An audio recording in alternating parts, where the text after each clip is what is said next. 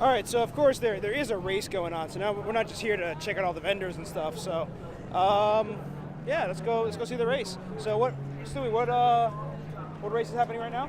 So right now the Michelin Sports Car Challenge is going on right now.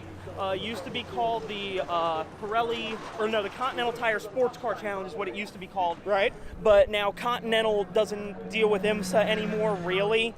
Everybody switched over to Michelin, which is great because the cars are now faster with Michelins on them, which is always great. That's always good. So, mixed class racing, mainly stuff that you can buy off the showroom floor, a lot of GT4 cars. So, ultra competitive, and it's stuff that you see every day on the road. You know, well, not every day. Maybe if you live in Palm Beach or Boca. Yeah, like us. Like we do. Hey. So the team coming back together a little bit, a lot of work to do just in the early stages of this race. They were still working on pit stop orchestration, how they were going to go over the wall, who was going what position, where the signboard was going to go. So far, clean pit stops happening down here. John Bradley is further down the pit lane. I've got that beautiful number 3 Alfa Romeo just ahead of the 23 Audi, currently showing in 5th place. Remember, 5-stud wheel pattern on these wheels. It's not awful. So that tricky transition area. Back into the flat. Ford Mustang, Mercedes, Porsche, McLaren, Porsche, Audi, Porsche, Mercedes. Good look in 12th position. That's the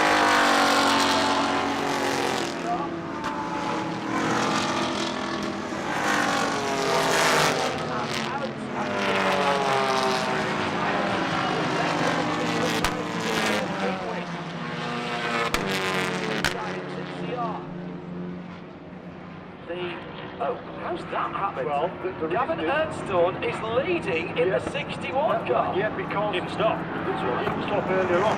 So he's passed number 10 and the number 4 and now Jeremy, Yeah. 2 Porsches and the RS1 car is right among the red, white and black car. Spencer Pumpelly's car, but not Spencer Pumpelly, and I think Novel, Porsche, AMG, Ford, and AMG to the high side as well. New leader, the McLaren Paul Holden just whistled past everybody. We're going into turn 1. He's now bringing all into the new trying to go around the outside of the new start to turn 2 side by side to the end of the corner. TCR, the time sprint that this Porsche instantly compensates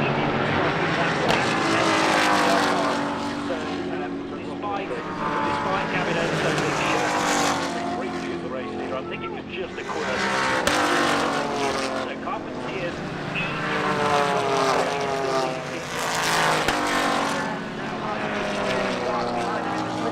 goes down in the braking area to the left hand of the right in there as well. Yes, That's Kenton Cook because he had to do the stop and hold, didn't he, for 60 seconds. But Kenton Cook then trying to get back on the lead lap, and he's only 2 cars away from doing that. He might have a chance to do so if not for the McLaren, which is just light years faster than everyone.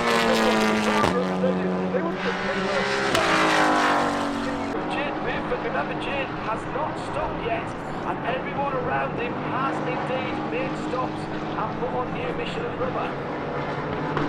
Tyler McQuarrie flying in the 4th place down the RA, just got the best first sector of anybody. That's even the longest section into the Carbon Motorsports machine. And Blake Molan and Corey Fergus for fifth place is only half a second apart as well. And then terrific stuff at this restart, despite the fact that clear. Behind him, he's got Ty Majeski in his wheel track. He's up ahead of the bright pink Ford Mustang, and Tyler McQuarrie, he's also coming. He's not very far away, 1.6 seconds back. And the battle between Alan Brynjolfsson and the 15 of Ty Majeski is on the way of the 4th line. Got through out of turn 2 into 3 before he goes down into the lighting up the Michelin tyres and falling down. Onto that car and letting it move under the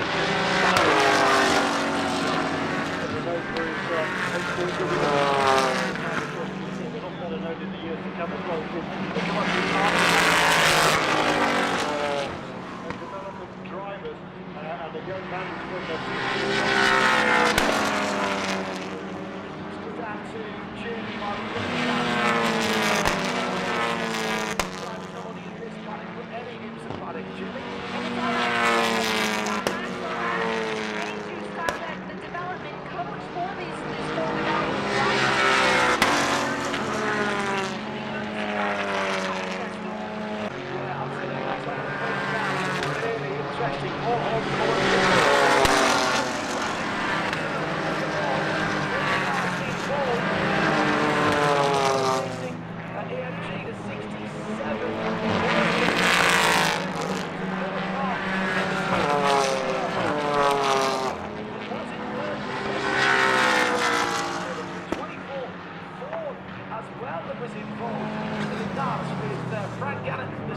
Driving in these.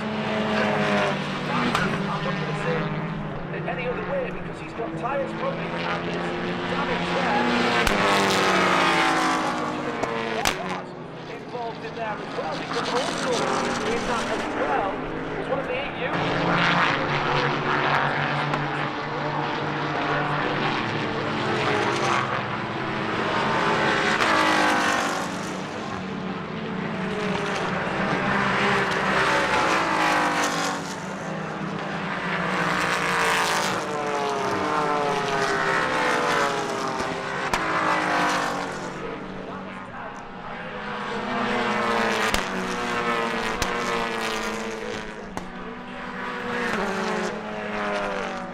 over Owen Trinklet, closing in on an hour and a half of this 4-hour race done. Very close indeed to the fastest on the inside of turn 1. Go the race leaders. They venture towards the international horseshoe. Top 46 stuck in third position.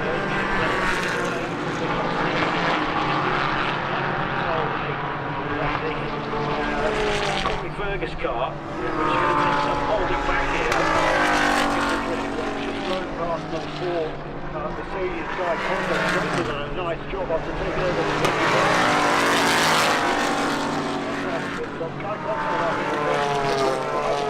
with the McLaren supercar. Right on the rear bomber of Owen Trinklet. Stuart, beer me. Yes. Spill the time. Job.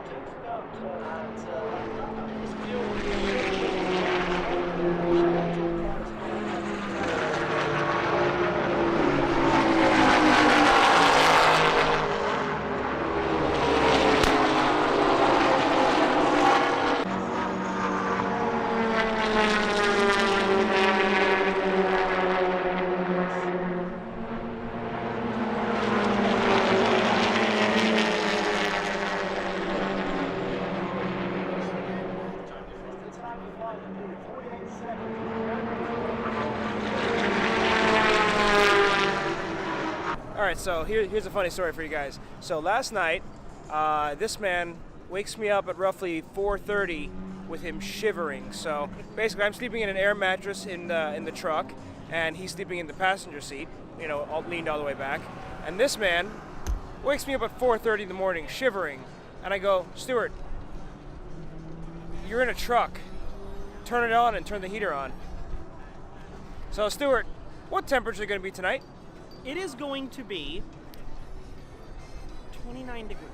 29 degrees. So 3 below freezing. Yes. That's what the weather says anyway. It says 29 degrees, but it's going to feel like about 31. Godspeed. Godspeed. I wish you luck. I hope you don't die. You've been a good friend. Stuart? It's going to suck. It's going to be really bad. Oh, yes. It's cold right now. So Daytona, the Rolex is typically a very cold race anyways, and it was about 43 when we woke up this morning, and now it's 48.